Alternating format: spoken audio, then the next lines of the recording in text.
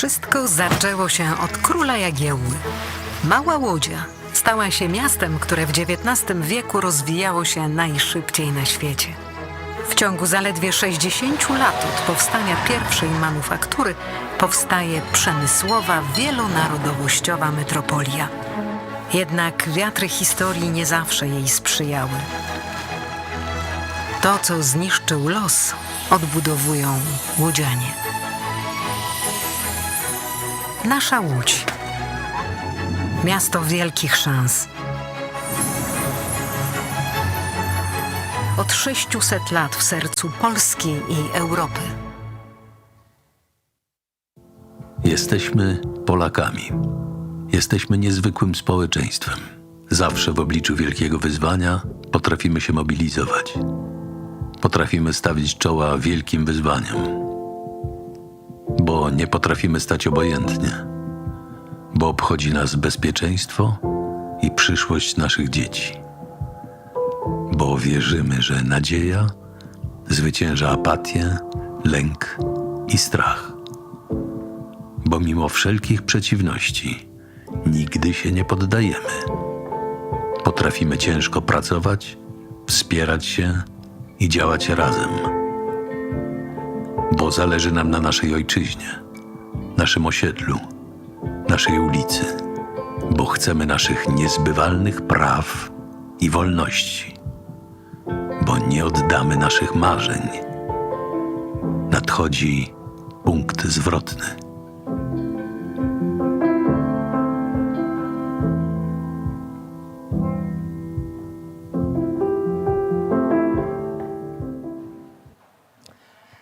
Dzień dobry, witam serdecznie Państwa. Nazywam się Justyna Dobrosz-Oracz. Good afternoon, ladies and gentlemen. My name is Justyna Dobrosz-Oracz. I am a journalist.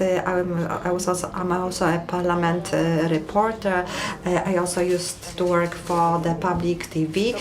I have been working for 25 years in my DNA. I've got this message that once you have a piece of information, you need to verify it in at least two sources. The information war generate more and more victims. Are we condemned to manipulations? This is the topic of my discussion with my guests.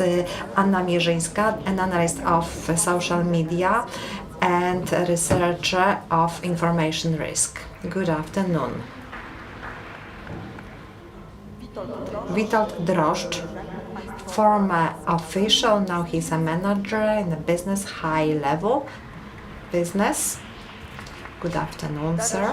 Dariusz Joński, you probably know Mr.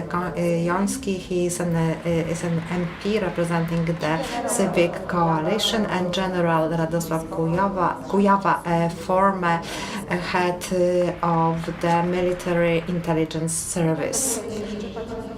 Well, I will start with the topic which impacts all of us. We are just about to take part in the parliamentary election.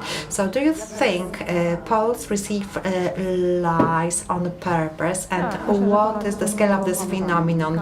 Anna Mierzyńska, yes, I think Polish people are lied, and it's a double lie. First of all, there is an external lie. When we're talking about the information war, it's easy to talk about the external influences which are so frightening, Russian or Chinese influences. Any outside influences are really frightening. The latest report by the Commission states that from the start of the war in Ukraine, Russian propaganda reached 45 million recipients, and several billions of users entered these websites. We are also lied internally in Poland. This information is a tool used in the information war outside. It's not new. I have been researching this topic since 2017. It has been always used in the political fight. Now the scale of this phenomenon is much greater. I would like to stress that this is the weapon used by politicians from any parties. Regardless on our views, we will be victims of this. So the latest information war battle is this problem with the visas, something that has been happening in the Ministry of Foreign Affairs. It was done by diplomats, the governments. The government is represented by the Law and Justice Party, the Sovereign Poland, so the responsibility, accountability for what has been happening in the ministry, in the diplomacy service. This is for the people who compose the government. So I will give you a puzzle about the information war. So you will have to guess who said it. For the tragic, irresponsible immigration policy, the person who is solely accountable is Donald Tusk. Everybody knows, and Angela Merkel, Fred Weber. So Law and Justice was always saying stop the illegal migration. Who wrote it? Who said it? Prime Minister Morawiecki, he said it 24 hours ago when the Visa Gate started, when it was all disclosed what had happened in India, how visas were granted. So journalists are providing details. So in this situation, the ruling party is in a very uncomfortable moment in their election campaign, and they are trying to reverse the situation to make it work to their benefit. So Donald Tusk is made accountable. These are personal attacks. So this is the moment when the readers are in the total chaos. So the objective of the information war is always unchanged. It's the total chaos. But we live in parallel realities. So the question is whether this information has a bigger influence than the information, and how will it impact the election. So we are hostages of this reality. It's hard to count. I'm an analyst, so I like the data. It's difficult to calculate what's more influential, information or disinformation. We receive both information and disinformation. And if somebody is using the information space, we receive both disinformation and information. I'll provide you a definition. Fake news is something, is the information which is published purposefully in internet and through other sources.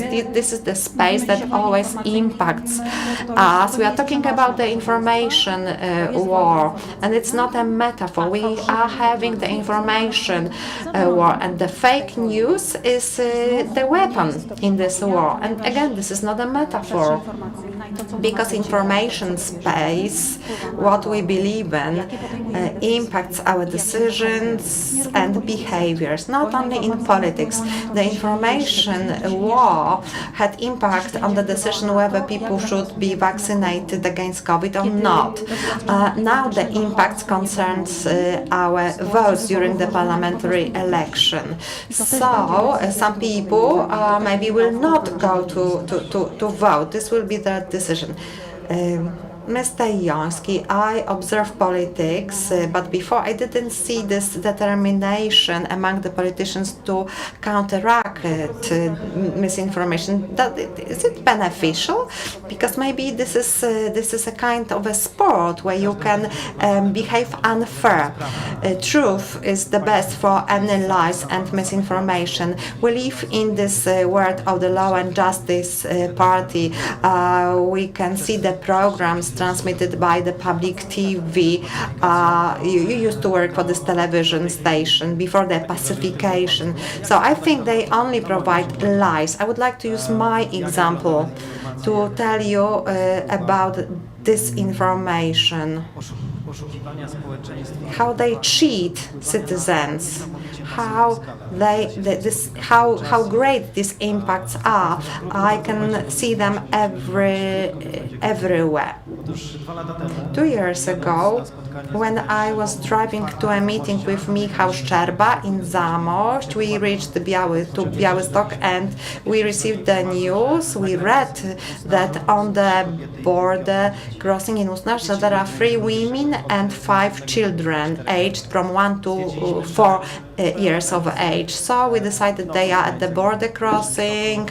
The temperature was 2 to 3 degrees of centigrade. So we went to a store, German Lidl store, and we bought some goods for the children. And then we went to the border line. We didn't inform any media, although later on we knew that the public TV was already there. So we approached the border guards. We gave the products for these women and children. We told them that we understood their decision, but we asked them to give the foods, sleeping bags to the women, and they told us, okay, we cannot do this right now, but when the night starts, we will deliver the goods to them. There were no men there, so the public TV recorded a film showing us approaching the guards.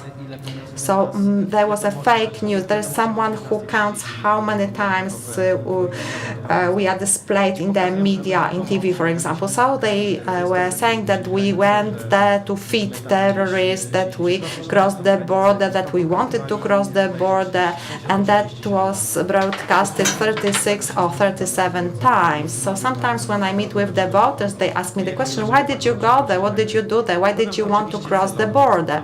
This is deliberate. This is deliberate disinformation. I have 2 children. I was brought up that you need to help the weaker ones. So we went to help these women and children.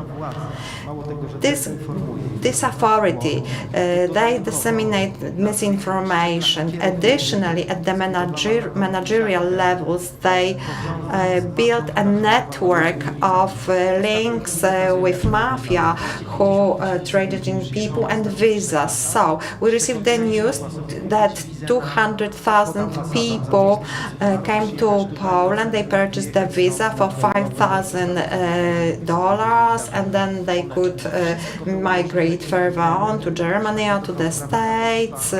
So they say that it was done because there was the team, the Polish groups of diplomats were dealing with this. So it's like the smoke cover. Because what's the difference between these immigrants who are at the border crossing when we compare them to these immigrants who are brought to Poland for $5,000? But in the public media, funded with our funding, you will never hear this information. So this is the huge misinformation, to lie to people deliberately. So we are used, Donald Tusk is used to feed the voters with this misinformation, to disseminate it further on. So it's hard to live with it. We need to clarify this. We write books, we make movies, we are combating this misinformation. So we agreed with Michał. So if another MP or candidate will repeat these things, we will just take them to the courts. All this news broadcasted by the public TV is a lie, and we are dehumanized. We are the opponents. We are the people who wash their hands, and they dehumanize them. So have you always been truthful? To be honest, maybe sometimes by mistake you told a lie about someone. Of course, but we try to verify information in 2 or 3 sources. We do the MP's verifications, and we very careful. we verified the information many times. You can read about this in our book. Well, and we always gather documents. That's why we have not been taken to the court. But on many occasions, we have been provoked by the government to commit a crime. We had an inspection in a residence, and we received the information that once we get the place, they will try to make fun of us. We were going to wear some special clothes, and actually this scenario came true. So they wanted to humiliate us, they wanted to cheat the audience, so disinformation, lies, cheating, and it's not easy to fight it, but there is only one solution to lies and disinformation. It's truth. Can you counteract this information if you do not have trust in public institutions? Because now we have reached the turning point. And I have one request to Mr. Joński. Data on the visa in the visa gate, well, it's very chaotic. But I have a request. For the purpose of this panel, let's not use numbers. Answering your questions, it's obvious when we say that without public institutions which have trust of the public, it's very hard to counteract disinformation. We have experienced this during the pandemic, for instance. During the pandemic, only the awareness that we can use some reliable sources provided by the public authorities, that it would provide us with some space. We will be able to know how to proceed. It's also very important due to the fact that this information is also disseminated by state or para-state institutions and organizations that deliver various political goals. And only public institutions which enjoy trust, they can use different means that are not available to other participants of the social or economic life. There's at least one more reason for which it's very important. The trustworthy institutions have a privilege of being a kind of a judge in the situations where there is some disinformation. It's hard to decide whether it's true information or fake news. I'll give you one example dealing with telecommunication. It's about this mythical 5G. Several years ago, we witnessed a mass and effective campaign that was trying to convince people that 5G is harmful to health. This campaign has been restored. Once the pandemic started, the campaign was over. Maybe these were the same groups of people. So the pandemic became more interesting, more current. This information about pandemic was disseminated by the same circles, the same people, even when there were some manifestations of anti people who were against the vaccines. 5G related posters were displayed. So we could see that these campaigns were funded in a similar way by very similar institutions, centers. So many participants who were involved in the anti-vaccine movements or anti-5G movements. Very often these people do not realize So very often the public institutions, public media, scientists who use public funding, they have to act as judges, as reliable source of information. Very often we are dealing on the one hand we have business relations, and of course we also have to use such arguments as the public health related arguments. So if this is at stake, we are if there are public institutions that are trustworthy, we can be reassured. But sometimes those who have more money win. So there are no such judges, and it affects economy, it affects business. Can you remember of an example of a company that was affected by fake news by the government, for instance? Different businesses actually very often are subject of disinformation campaigns, and it's not only reserved to Poland. It happens in the countries where authorities and public institutions, media have enjoy authority. I remember a situation which took place 3 or 4 years ago. It was in the United States. It was about Starbucks, which was a victim of an advertising fake campaign. So in the social media there was some information encouraging people to visit Starbucks. Actually, it was addressed to illegal immigrants, and they were promised to receive free coffee. The date was the 11th of August, and it looked like double I, which means illegal immigrants.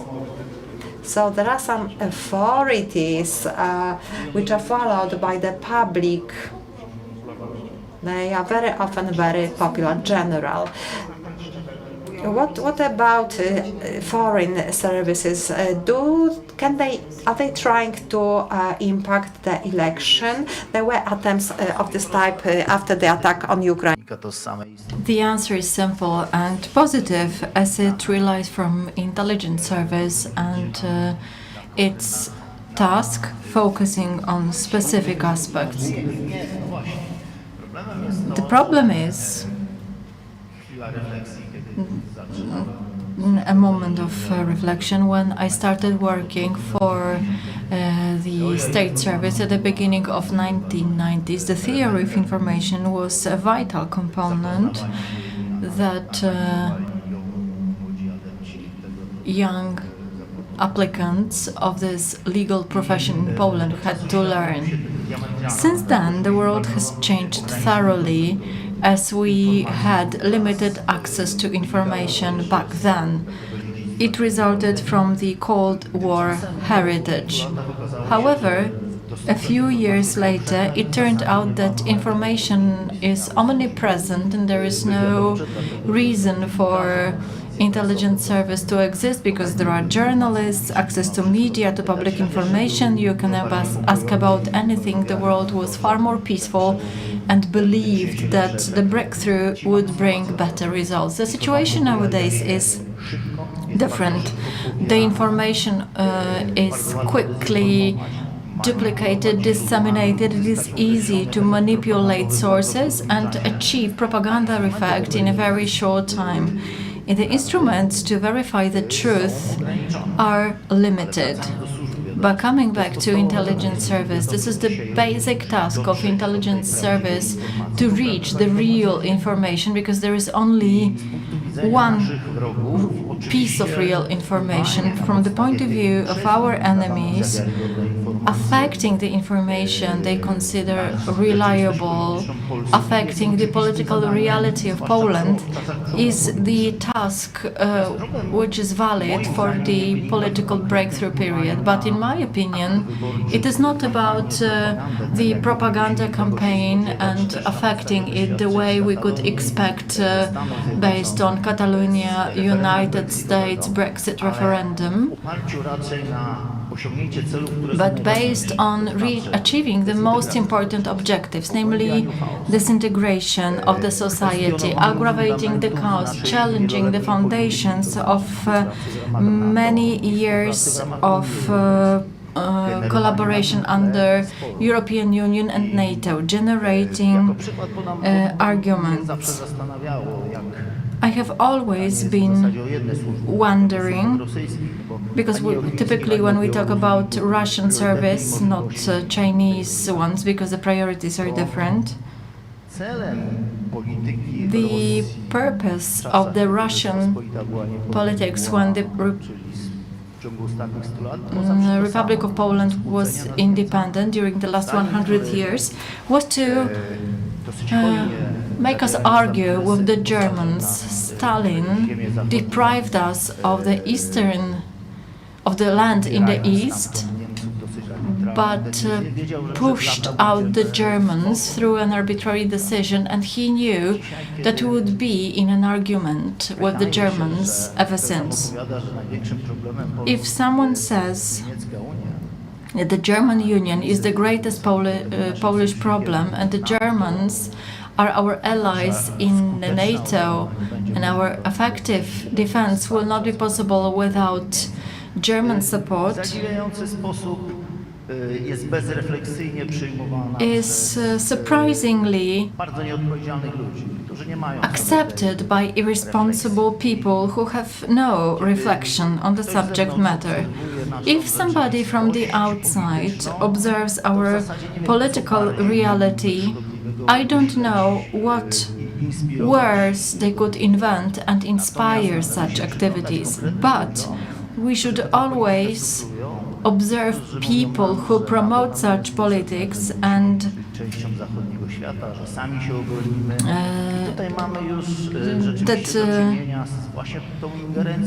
this is the kind of interference we deal with, and this is does Russia support specific party? Observing what was happening in the United States, in the UK, isn't it a Polish war that is more detrimental for us than any other service? The objective is to undermine the reason of state. The fact that they belong to a specific political party is secondary. We should not feel that our opponents, our enemies are against our opponents. So don't you believe that that Russia could play for law and justice ruling in Poland? I would put it this way. They can play for anybody, those who fulfill or pursue specific objective. Today, this can be Party A, you mentioned law and justice, but it does not mean that in 3 weeks' time more effective activities could be generated on the other side. It's easier to work in the environment of young, prospective niche organizations and parties, and then, based on it, build long-term assets. And it's really difficult to tame it. Do you mean any specific party? Confederacja? No, I wouldn't like it to sound this way. But definitely, it's always easier to use a kind of ideological understanding or program understanding as these people are often encouraged to manipulate financially, ideologically, or any other way. But this is not always related to to them belonging to political party. Intelligence is universal and willing to invite anybody. Well, I wouldn't expect such a summary of your statement. Does Russia interfere into election in Poland? A few months ago, you mentioned that you take such a scenario into account. I would like to know whether it does exist. There were different suspicions on who interferes into what and why. Let's explain one thing. Typically, we don't know it in Poland because no one representing services in Poland, neither the service nor the prosecutor's office or any other institutions, have never carried out investigation on Russia interfering into public life in Poland. Now we've got a special committee which is assigned only for the period of election, and so are the results of its operation. What happened in France, USA, UK and some other places in the world, there were investigations carried out on the subject matter. It was intensive in the USA, although it applied to the president in office, Donald Trump. In Poland, we have access to what is visible publicly. MPs have more opportunities when they go to various institutions and ask for specific documents. So there is only one small part. Russia can interfere into Polish elections in different ways. It could finance somebody, providing grants. This is what we know from other countries. We've got crowdfunding, which is very popular in Poland. I have nothing against it, but this is a great way to donate money from anonymous sources. The money can be spent on election. The Code of Elections, amended by Law and Justice, allows for promoting some candidates. Theoretically, it is banned for foreign entities. Let's imagine you've got 1 million to spend and you can carry out agitation outside official path. You can do it anytime, a week before election. That's the moment I'm most concerned about. The turning point in the campaign, 1 week, 3 days before the silence. Even if there is an intensive campaign on the internet, it will reach the voters and the dementi will not. So what happens a week before the election can be pivotal for the result. I have no idea whether it's my phobia and I'm afraid too much because Russia is not going to interfere, or if I'm right and something like that would happen and we won't be able to discover who organized it. But the service, even if we assume they do investigate such cases, they are not so willing to share it. For the email gate, there are no provisions 3 years after, and we won't have any. So if a campaign is launched, probably we won't have any identified issues. Has anybody offered 1 million to you, MP? No, I haven't heard of any such person. I suppose the ruling party has already implemented such a campaign on the internet. We also have the referendum campaign combined with the election campaign. The election campaign has some limits, and the referendum one hasn't got any. Looking at who has been registered or state treasury companies once they get involved, I do agree. It will happen soon, not in the last week. I suppose we'll have a mass campaign, a great campaign, because this authority is fighting not only for maintaining the power, but others are fighting for maintaining the freedom. This is a very special election. I would like to add one more thing, how to fight with disinformation. Why doesn't Civic Platform mention it? Myśmy tak dokładny raport przygotowali na ten temat. We have developed a thorough report on the subject matter. I feel we fight with disinformation by showing the truth. Save for that, I need to say that the last institution capable of verifying what the truth is and what is not is the Chief Supreme Office, whose reputation is not very good. But based on the example of the pandemic, I can say so, because we've been investigating all these affairs for 2.5 years, but the Chief Supervision Office carried out a detailed inspection of all these affairs and spending money. The conference that took place several days ago confirmed the information we had presented beforehand. But I do remember Prime Minister Morawiecki saying that was not true. That the same applied to temporary hospitals built on private plots of land, building facilities with no single patient.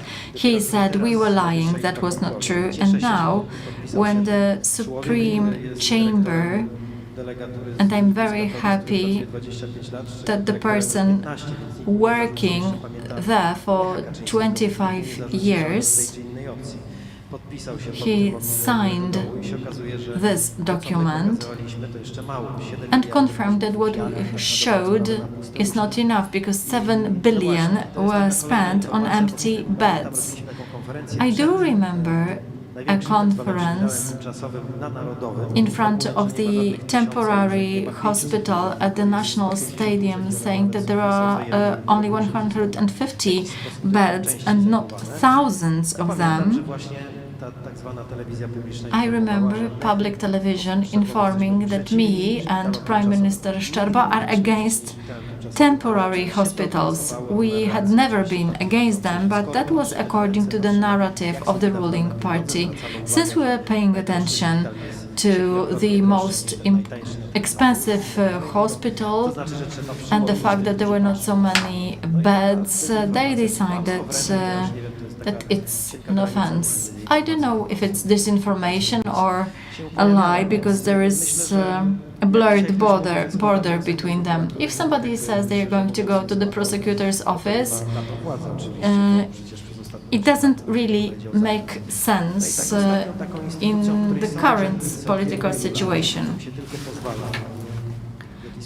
If we have some public officers who feel they cannot be punished, we need to remember Ostrołęka power plant case, 1.3 billion zlotys wasted. I am familiar with this report. The information war in business, is it equally advanced? Not really. I don't like the term information war. I would rather say, I would leave this term to the world of international politics. I would like to say that the reality is not black and white. In the business world, there are various disinformation methods and fake news used, from small businesses to large corporations. Before our discussion, we decided that the borders between competition, marketing, propaganda, and disinformation are quite fluid. So even with no bad will, it's really hard to stop where the borders run. Coming back to business, we were following the situation a year ago when Elon Musk was taking over Twitter. There were lots of disinformation techniques employed by the wealthiest person in the world. All of a sudden, after a long time of advanced negotiations, he decided he would withdraw from the entire transaction. We need to remember 5% share of bots among the user accounts.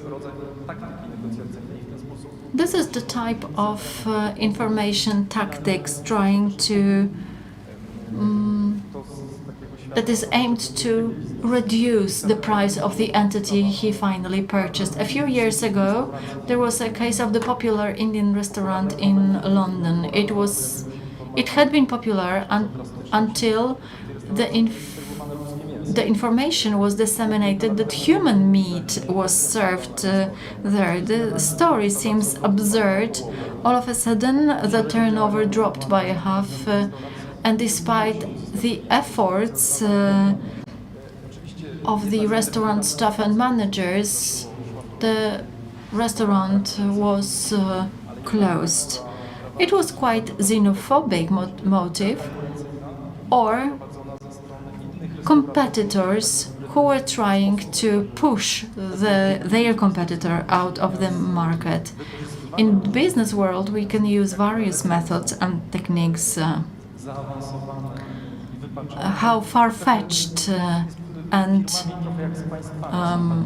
distorted they are depends on the corporate deal, on taking care of stakeholders, shareholders, attempts to be as transparent as possible, because people know that disinformation methods, even if they are used one-off and bring results, undermine the company's reputation. If on a daily basis a business uses disinformation techniques, informing about financial results should not be a part of this disinformation campaign, but definitely there are entities who have huge imagination on how to achieve short-term benefits. Do the global companies more often use the fake news for different reasons? Does it develop? Is this process as frightening as in politics? Well, we all operate in the same information space, apart from North Korea and some other countries which are far away from the modern countries of the world. So we operate in the same information space. We are all victims of the same situations. The phenomenon that affect politics or geopolitics also affect business. We play different parts during our lifetime. We are business people, we are voters, we are taking part in different situations. So it all melts and the information is everywhere. It's a very valuable economic resource, political resource, and the phenomena we are discussing affect in the same way economy and politics general. The current intelligence service, do they prepare some information to obtain advantage? Is it changed? I have already mentioned that information in the world of information chaos and the price of reliable information is much higher. Only then we are able to make good, right decisions. powiedziałbym, zatarciu, po co są służby i komu są. Services are to serve the public authorities. This is the difference which distinguishes them from journalists, influencers, and social media users. So the paper information are provided to the decision makers, and the problem is whether they can draw appropriate right conclusions, whether they can read they know how to read this information. I saw this kind of information, so this information should be competent, reliable, checked, and the facts are distinguished from the information, from the background. So the role of the service is to get used to the specific recipient, because politicians such as the Minister of Foreign Affairs, Prime Minister, Minister for National Defense have completely different backgrounds. They know specifically how to read the information provided by the service. Of course, there is a huge potential to allocate specific tasks to the services. Not maybe everyone realizes that this system is very institutionalized. Services receive guidelines for the plans. They have to draft plans, reports. They receive tasks. It's all written down in documents. They know how specific issues should be researched and examined. So this is a specific system. And I'm very determined when I answer this question that the task of the services is to prepare the fake news. Well, it has always been an instrument for the services, because the Republic of Poland has enemies. There are people who are specifically involved in implementing unfriendly actions. So such people have to be identified, and you can use specific operations, different information, and for example, information manipulation is one of these operations. Can you remember any examples you can share with us that services have belief in misinformation, spectacular misinformation? Services live in the same world as everyone else. Very often we take some intuitive actions to assess information, whether it's reliable or not. And the professional approach is of key importance. So the approach that will allow services quickly and efficiently reach the source to verify the information. You mentioned two sources. Sometimes there is a reverse problem. There are 5 men who are saying things about the same case, and they are from different services, and only one of these services can reach the source information, the root information. So the one who brought this information knows about it, but the other representatives of services do not have to know it. Of course, it depends on the rank of the importance of the information. The true information is just a component, an ingredient of the puzzle. We are talking about the media life. There are lots of contents in the media that are written by people who are not competent. They just print some information, they mix it, and they publish it.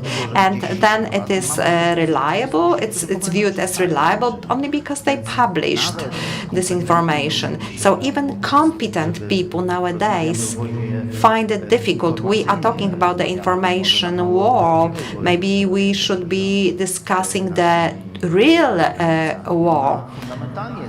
This war has fundamentally changed the understanding of information currently, how the information can be used during the wartime, how it influences different circles that are important in the perspective of those who fight this war. So this is a separate but very important topic. We also have a new era in the information war, which results from this real war. So it affects at least several spheres: international politics, influencing enemies, influencing potential allies, uzyskiwania przewagi obtaining advantage in getting all instruments necessary to run the war: fuel, money, ammunition. So how about Russia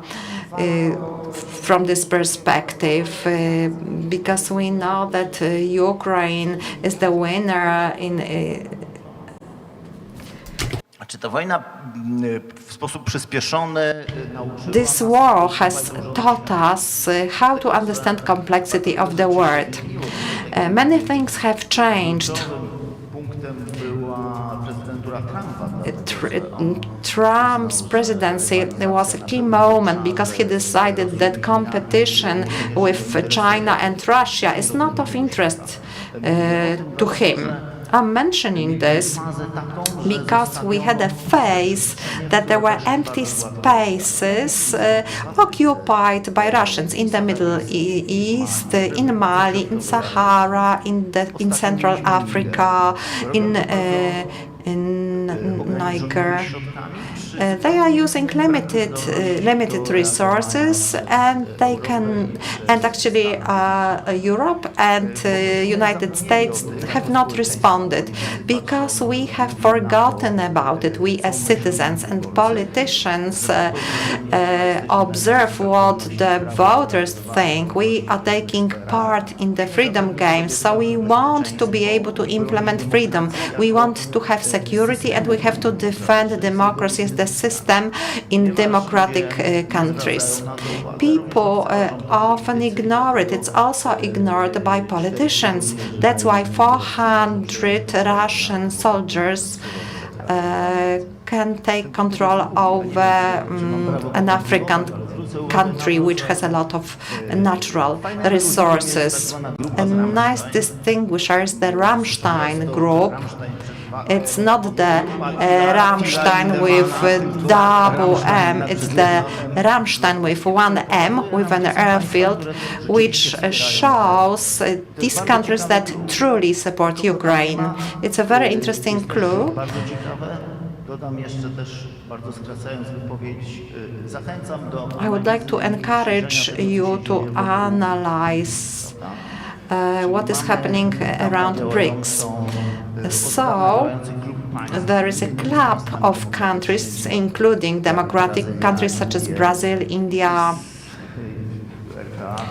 Republic of South Africa. Well, it's a bit problematic, but it's for another discussion. So, aggressive and totalitarian Russia was playing an important part there, but there is a range of rich countries that want to participate, and they have no problems with the aesthetics of this participation.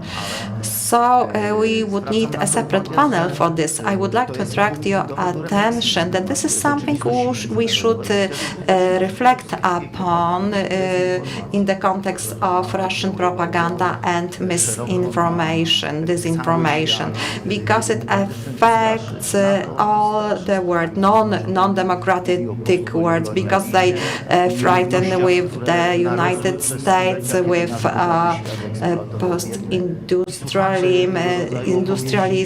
about exploitation, and there are still many many audiences to this kind of messages. I wanted to hear Anna Mierzyńska, why some people are so vulnerable to manipulation. Sometimes I feel that they prefer to believe people who are just who are not professionals. I would just like to provide a data. Law and Justice Party spent in September and August 2.5 million zlotys. In the same period, Civic Coalition spent 500,000. So there is the huge scale of funding used by the Law and Justice Party. So why some people are more vulnerable than others? Many experts are trying to answer this question, psychologists and sociologists are researching this topic. Different demographic groups are studies. Research confirms that conservatives are more vulnerable. Senior citizens, people who believe in supernatural factors, they are also vulnerable. And what is of interest is that the vulnerability comes from big high level of uncertainty.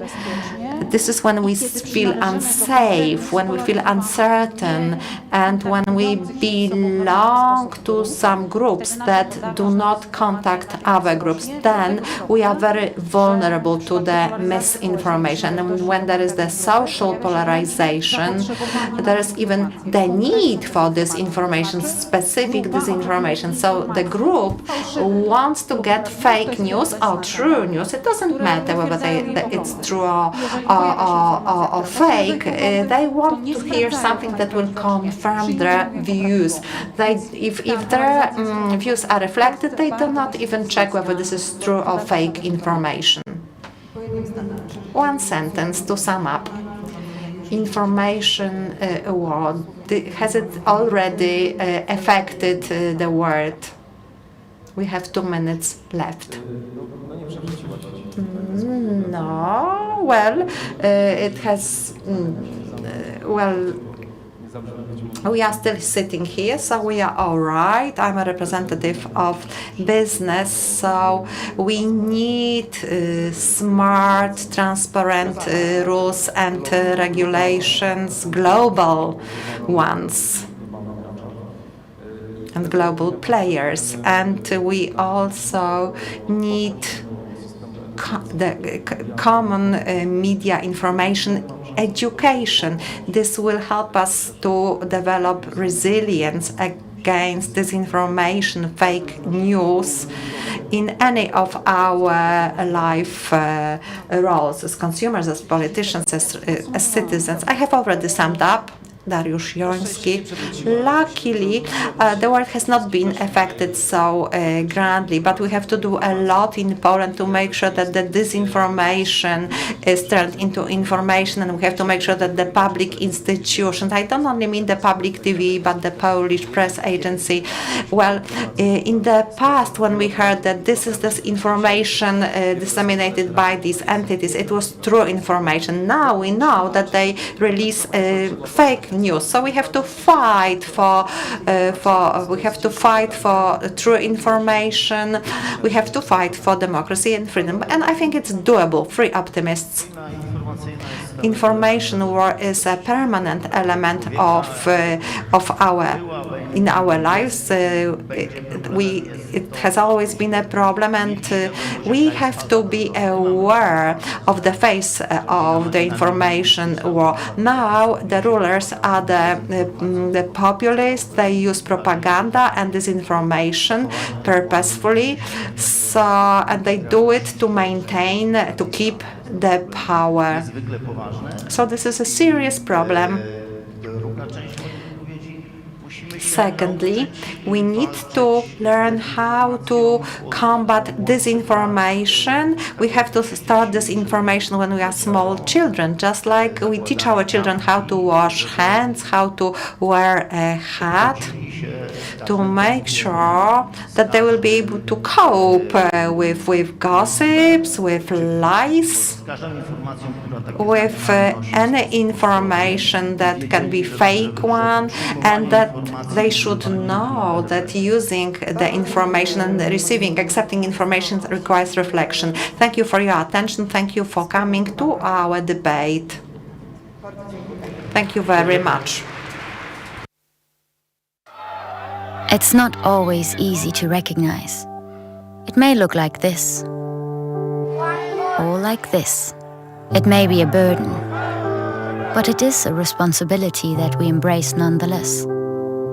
But if it means this for one person and this for someone else, maybe it ultimately means being there for one another. It isn't handed to us, but we know where to find it and how it feels, how it tastes, and what it sounds like when we finally have it. It means different things to different people, but for many, it means everything. And if we all fight for it, it will eventually bring us together. Ihre Ausreise.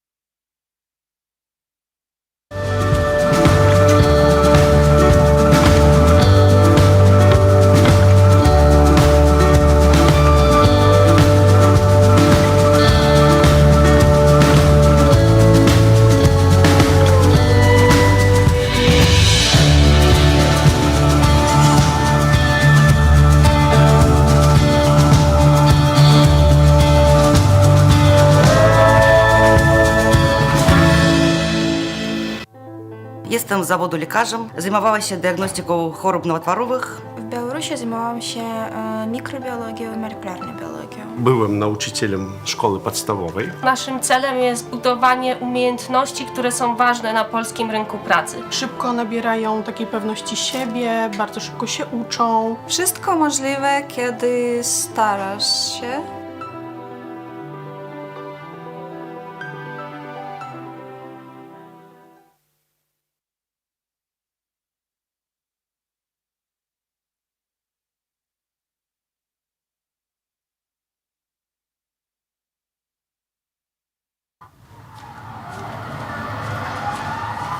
Każdy wybór ma swoje konsekwencje. Dziś na kazaniu o takich jak ty mówili, że to morderczynie. A wiesz, że ta, która ci pomogła, trafi za kraty? Trzeba mieć sumienie. Jak mogłaś to zrobić własnej matce? Aborcja to najgorsza zbrodnia. Gdybym ja podjęła taką decyzję, nie byłoby cię tutaj. Organy państwa nie będą przyglądać się temu obojętnie.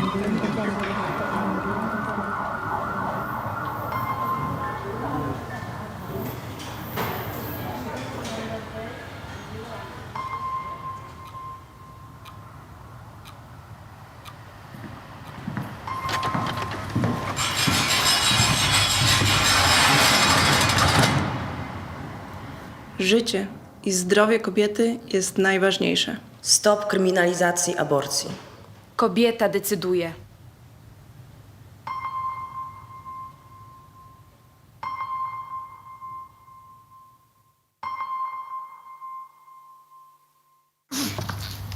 Dzień dobry. To znaczy, myśmy się dzisiaj widzieli. Wie pan co? Ja zmieniłem zdanie i chciałbym poprawić. Karty. W urnie. Dobrze? To ja sobie poszukam. Serio? Pan sobie poszuka? Nadchodzące wybory są zbyt ważne, by zostawić je bez kontroli. Dołącz do obywatelskiej kontroli wyborów. Zróbmy wybory bez picu.